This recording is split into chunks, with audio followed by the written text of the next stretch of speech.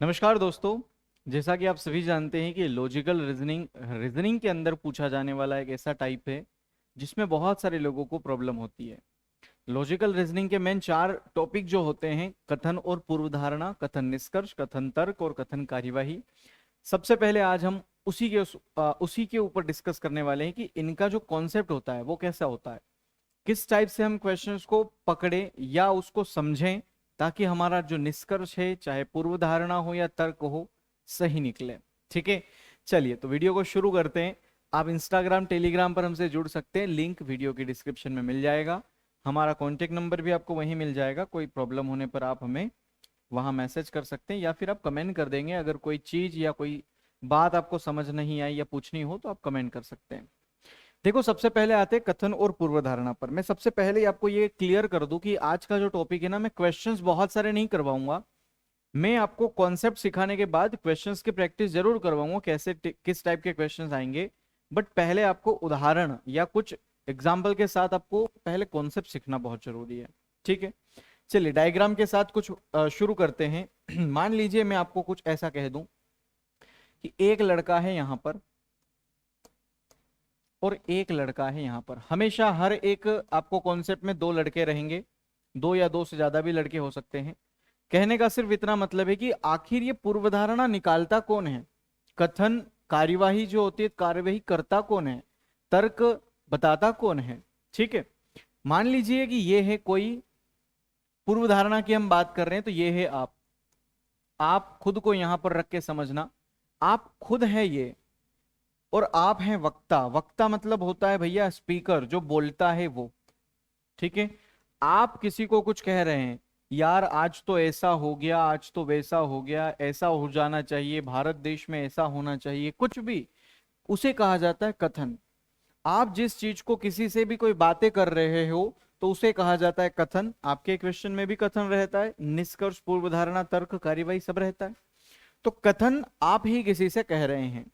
अब ये जो सेकंड वाला बंदा है ना, ये कोई भी आपका दोस्त है, मित्र है, इसका कोई रोल नहीं है यहाँ पर। ये सिर्फ और सिर्फ ऐसे ही देखने के लिए है, इसका कोई मतलब नहीं है। मतलब कोई हमारे सामने होना तो चाहिए ना कि हम किसी से बात करें। ये सिर्फ वो बंदा है जिसको आप गूंगा बहरा अंधा कुछ भी समझ सकते हो। ये बोलेगा ही नहीं, ये सुनेगा ही नहीं, कुछ नहीं करेगा, सिर्फ हम ही बोलेंगे और हमें ही पूर्व धारणा निकालनी है। पर ये है सामने, क्योंकि कोई होना चाहिए सामने हमारी बात सुनने वाला। आपने ही कथन कहा, आप ही वक्ता हैं और आप ही निकालेंगे पूर्व धारणा। पूर्व धारणा हमेशा क्या होती है, ध्यान से समझना। जैसा ऊपर लिखा है पूर्व धारणा, पूर्व धारणा होती है कि आप जब कोई कथन जनरेट करते हो, कोई स्टेटमेंट किसी को कहते हो, तो उसके पहले आपके माइंड में क्या चल रहा था।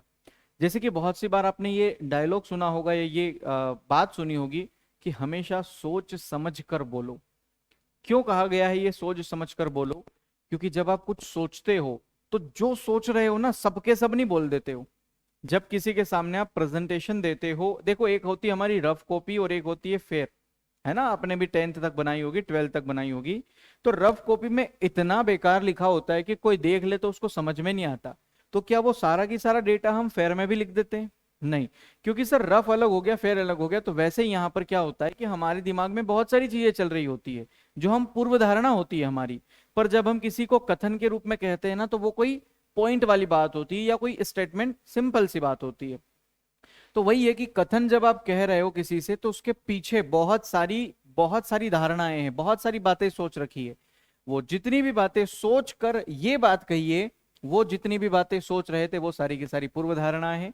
आप कथन में कह दोगे कि कल मेरे यहाँ पूजन है, मेरे यहाँ पूजा है, या कल मेरा बर्थडे है, या कल मेरे यहाँ मेरी जो भी है कोई स्पेशल गेस्ट आने वाला है, ऐसा कोई भी एक कथन जनरेट कर दिया। तो उससे पहले आपने बहुत सारी चीजें सोची होगी कि अरे वाह, गेस्ट आएंगे तो मजा आएगा, ये खाने मिलेगा, ये पीने मिलेगा, या अच्छा लगेगा, माहौल अच्छा हो जाएगा घर का, बहुत सारी चीजें। तो जितनी भी बातें अभी मैंने एग्जाम्पल के तौर पर कही है ना, वो सारी की सारी पूर्व धारणाएं होती है। अब ये पूर्व धारणाएं अलग अलग हो सकती है। हमेशा पूर्व धारणा को कौन निकालते हैं? जो कथन कहते हैं। अब मान लीजिए हर क्वेश्चन में तो आप नहीं रहेंगे ना, हर क्वेश्चन में तो कुछ ऐसा रहेगा कि किसी दुकानदार ने कहा, किसी वकील ने कहा, डॉक्टर, पुलिस, इंजीनियर, या अलग अलग कोई सरकार आ गई। तो आप उनकी जगह रह के देख लो, आप सरकार बन जाओ, आप पुलिस वाला बन जाओ, आप वकील बन जाओ, आप डॉक्टर बन जाओ, आप दुकानदार बन जाओ, और आप खुद को वहां रखकर महसूस करो कि मान लो कि ये कथन मैंने ही कहा, और अगर ये मैंने कहा तो इससे पहले मैं क्या सोच रहा था, क्यों कहा मैंने ये कथन। हमेशा आपको पॉजिटिव वे में लेना है। दो प्रकार की बातें होती है, बहुत सारे लोग पॉजिटिव करते हैं, बहुत सारे नेगेटिव बातें करते हैं। हर चीज के दो पहलू होते हैं। वैसे नेगेटिव बातें लॉजिकल रीजनिंग में बिल्कुल भी नहीं होना, सिर्फ पॉजिटिव बातें होना। आप पॉजिटिव बातों को उठाइए और अपना निष्कर्ष, पूर्व धारणा, तर्क, कार्यवाही निकालिए। अब आप वो बनकर तो हमेशा हर बात को कह देंगे, और उससे पहले क्या सोच रहे हैं ये भी आपके पास सोचने की तो जरूरत है ही नहीं, लिखा हुआ रहता है। सिर्फ ये पता लगाना है कि हम जो सोच रहे थे और यहाँ जो लिखा है वो सेम है या थोड़ा बहुत डिफरेंट है। ठीक है। अब रही बात की इस टाइप के क्वेश्चंस में सर किस किस, देखिए बहुत सारी, देखो सोचना क्या है भैया, सोचना अजम्पशन मतलब क्या होता है, पूर्व धारणा को इंग्लिश में अजम्पशन कहते हैं। तो अजम्पशन मतलब क्या होता है, बहुत सारी चीजें सोच सकते हैं। भाई रात में सपना देखते हो, वो क्या है, अजम्पशन है, पूर्व धारणा है, सोच लिया आपने। अब हो कि नहीं हो पर हमने सोच लिया, हमारी गाड़ी होगी, बंगला होगा, महल होगा, हम सब सोच सकते हैं। भगवान करे ये सारी चीजें हो भी सही, पर हम सोच तो बहुत सारी सकते हैं ना। हम तो ये भी सोच सकते हैं कि मैं रातों रात अमीर बन गया, भले ही होता नहीं है रातों रात कोई अमीर बनता है, या बन भी जाए, छोड़ो उस बात को। पर सोचना तो बहुत सारी चीजें, भाई वो लड़की जा रही है, ये वो हो रहा है, आप ये देख कर अगर कोई बातें कह रहे हो तो वो प्रेजेंट टेंस वाली बात हो जाती है, पर सोचना तो बहुत कुछ सोच सकते हो। ठीक है। तो सोचना क्या सर हर एक पूर्व धारणा राइट हो सकती है, सोचना तो बहुत कुछ सकते हैं हम। नहीं, हर एक पूर्व धारणा राइट नहीं होती, गलत भी होती है। जैसे कि जहां पर आपका दो तीन शब्द होते हैं, केवल, या फिर सिर्फ, या फिर आपका एकमात्र, ये कुछ ऐसे शब्द होते हैं जो किसी भी कथन या निष्कर्ष या तर्क पूर्व धारणा को कमजोर बना देते हैं। आपने सोचा, भाई हो सकता है आपने कोई ऐसी बात सोची हो जो कथन में कहने से पहले वो आपको लग रहा हो कि यार ये हो सकता है, पर उसमें अगर केवल, एकमात्र और ऐसे कोई शब्द यूज हो गए हैं तो आप उसको क्या कहोगे, क्या केवल यही हो सकता है। नहीं भाई, हमारे पास बहुत सारी चीजें हो सकता है ना, किसी और तरीके से हुआ हो वो चीज। उसको मैं थोड़ा सा एग्जाम्पल के रूप में समझाता हूं एक क्वेश्चन लेकर। कि मान लीजिए अगर आपके सामने कोई क्वेश्चन आता है, जैसे कि ये रहा एक प्रश्न, कि चलती बस से लटक कर यात्रा न करे, ये एक चेतावनी है। अब ये कौन कह रहा है पता है, कथन ये आपने कहा है, आप खुद यहां पर इसकी जगह रहकर देखो, आप कह रहे हो, ये किसी को सुझाव दे रहे हो, चलती बस से लटक कर यात्रा ना करे, एक चेतावनी, ये चेतावनी आपने दी है। तो मुझे एक बात बताओ कि ये चेतावनी जब आप दे रहे हो तो जाहिर सी बात है आपने इससे पहले कुछ तो सोचा होगा, और जो सोचा होगा वो पॉजिटिव सोचा होगा। अब आते हैं भैया क्या सोचा होगा, जो सोचा है वो नीचे लिखा है, चलती बस की अपेक्षा चलती ट्रेन में लटकना ज्यादा खतरनाक है। क्या मेरे भाई ये सोचा होगा आपने। अब कोई नेगेटिव जो दूसरे वे में सोच रहा बंदा है ना, वो तो यही कहेगा, हाँ सर हमने तो यही सोचा था। पॉजिटिव वे में सोचो, मैंने सबसे पहले यही कहा कि लॉजिकल रीजनिंग में पॉजिटिव वे बहुत जरूरी है। सर आपने कहा कि चलती बस में लटको मत, खतरनाक है, तो इससे हमारी ट्रेन का क्या कनेक्शन है, ट्रेन में लटकना ज्यादा बेहतर है, ऐसा तो कुछ नहीं सोचा सर, ये तो फालतू की बातें हो गई। बिल्कुल नहीं सोचा सर, हमने जो सोचा वो यहाँ नहीं लिखा सर। चलती बस से लटक कर यात्रा ना करें, ये एक चेतावनी अगर आप किसी को दे रहे हो तो ये थोड़ी सोच रहे हो कि चलती बस में क्यों लटक रहा है, पागल तू तो ट्रेन में लटक, ऐसा तो नहीं सोचा होगा किसी ने भी। दूसरा, चेतावनी का कुछ असर आवश्यक रूप से होगा, क्या ये सोचा होगा आपने। अच्छा मुझे एक बात बताओ, आप जब किसी को कोई सुझाव देते हो, आप जब किसी को कोई बात कहते हो, तो ये दिमाग में तो होता है ना कि मैं अगर इसको ये बात कहूंगा तो ये मेरी बात मानेगा, ये पॉजिटिव बात है। बहुत सी बार क्या होता है, हम ऐसे बंदे को भी सुझाव दे देते हैं, पता है कि वो नहीं मानेगा फिर भी दे देते हैं, वो नेगेटिव बात है। वो माने ना माने वो उसकी कंडीशन है, पर हमने जब किसी को कुछ कहा तो हम तो यही सोच रहे हैं ना कि यार ये मेरी बात को सुनेगा या मानेगा या करेगा। तो भाई आपने अगर वो चेतावनी दी तो चेतावनी का कुछ असर आवश्यक रूप से होगा। हाँ ये जरूर सोचा था कि मैं एक बार चेतावनी दे देता हूं, वो कहते हैं ना मेरा काम है कहना, तो कहने का काम इसने कंप्लीट कर दिया कि मैं चेतावनी दे देता हूं, ये मेरी बात सुन लेगा और लटकेगा नहीं, ताकि ये ट्रेन से या बस से गिरेगा नहीं। तो हाँ जी सर, ये कहने से पहले हमने ये जरूर सोचा था कि लोग हमारी बात को सुनेंगे, समझेंगे, और हो सकता है उसको फील करे, महसूस करे। तो ओनली सेकेंड वाला यहाँ पर राइट है। एक और क्वेश्चन लेते हैं जिससे आपको और थोड़ा सा क्लियर करवाते हैं। मान लीजिए कथन है, प्रधान आचार्य ने सभी अध्यापक को कक्षा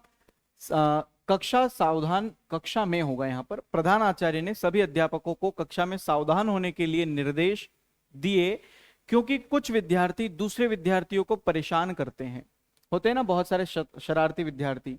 अब वो क्या कर रहे हैं, कुछ विद्यार्थी कुछ अच्छे विद्यार्थी को, पढ़ाकू विद्यार्थी को शरारत से परेशान कर रहे थे। इसलिए प्रिंसिपल साहब ने बाकी के टीचर्स को क्या कहा कि कक्षा में थोड़ा सतर्क रहिए, सावधान रहिए। अब भैया ये कथन तो आप लोगों को समझ में आ गया, क्योंकि आप भी इन्हीं दोनों में से एक हो, या तो पढ़ाकू या फिर शैतान। पूर्व धारणा आपको ही निकालनी है, पर इस बार शैतान बच्चा बन के नहीं, आपको प्रिंसिपल बन के निकालना है। प्रिंसिपल ने टीचर को ऐसा क्यों कहा, आप हो प्रिंसिपल, प्रिंसिपल बनकर सोचो कि आप अगर आपके ही स्कूल के किसी टीचर को ये कह रहे हो कि भाई स्कूल में थोड़ा सतर्क रहना, सावधान रहना, कुछ बच्चे शरारत कर रहे हैं और दूसरे बच्चों को परेशान कर रहे हैं, तो आप प्रिंसिपल बनकर सोचो, क्या इन दोनों में से आपने कुछ सोचा था ये कहने से पहले? पहला, अध्यापक स्थिति को पूर्णतः संभालेंगे और वे शैतान विद्यार्थी को अंकित करेंगे। डेफिनेटली यही तो सोचकर अपने टीचर से कहा था कि भाई मैं शिक्षक से कह देता हूँ स्कूल की जो क्लासरूम की जो एक्टिविटी है, गतिविधि, उस पर थोड़ा फोकस रखे, ताकि कोई शैतानी करे बच्चा तो उसको मुझे अंकित करके बताए कि भैया ये वाला राजू नाम का लड़का है, इसने आज ये शैतानी की है, ताकि मेरे को पता चले। दूसरा, विद्यार्थी प्रधान अध्यापक के विद्यार्थी प्रधान आचार्य के निर्णय का स्वागत करेंगे। भैया मुझे एक बात बताओ, विद्यार्थी क्यों स्वागत करेंगे? विद्यार्थी में से ही तो कुछ विद्यार्थी आप लोगों के ऐसे हैं जो शरारत कर रहे हैं, कुछ को परेशान कर रहे हैं। प्रधान आचार्य ने तो अध्यापक को कहा कि सावधान होने के लिए निर्देश दिए कि कुछ विद्यार्थी दूसरे विद्यार्थियों को परेशान कर रहे हैं, तो विद्यार्थी प्रधान आचार्य के निर्णय का स्वागत करेंगे, ये तो गलत हो जाएगा ना। अगर यहां पर ऐसा होता कि टीचर जो हैं क्लासरूम में, जो टीचर्स हैं वो आपके जो प्रधान आचार्य है उनके निर्णय का स्वागत करेंगे, तो डेफिनेटली ये राइट होता, पर अभी फिलहाल पहला वाला राइट है। अगर इस विद्यार्थी की जगह टीचर्स लिखा होता स्वागत करेंगे, इसका मतलब होता है कि आप जब किसी बात को किसी को कहते हो तो उसको सोचना, उस पर विचार करना, या वो अच्छी बात हो उसका कहते हैं ना स्वागत करना, वही वाला है। स्वागत करना मतलब कि आपको कोई बात अच्छी लग रही है तो आप उसको क्या कर रहे हो, अभी मुझे उसका हिंदी मीनिंग नहीं आ रहा है, पर आप समझ रहे होंगे कि ये क्या है। ठीक है, तो ये होती है पूर्व धारणा। आप लोगों को आई थिंक ये पूर्व धारणा वाला पार्ट तो कंप्लीट हो गया होगा। ठीक है, इसके बचे हुए जो पार्ट है आपको तर्क, निष्कर्ष और कार्यवाही, ये हम नेक्स्ट वीडियो में देखेंगे। ठीक है, तो आज के लिए सिर्फ कथन और पूर्व धारणा को मैंने समझाया, पर आई होप कि मैंने जितनी बातें आपको बताई है शायद वो सारी की सारी आप लोगों के दिमाग में बैठ गई होगी। देखिए, कंप्लीट क्वेश्चंस प्रैक्टिस करना बहुत जरूरी है। कंप्लीट क्वेश्चन प्रैक्टिस करने के लिए ऊपर आई बटन पर आप क्लिक करें और कंप्लीट वीडियो देखें। उसमें मैंने नेगेटिव पॉजिटिव दोनों बातें बताई है कि किस किस चीजों को ध्यान रखना है, किस किस चीजों को नेगेटिव मतलब ध्यान नहीं रखना है, सारी बातें। ठीक है, चलिए, थैंक यू वेरी मच। कल मिलते हैं नेक्स्ट वीडियो में। बाय बाय, जय हिंद।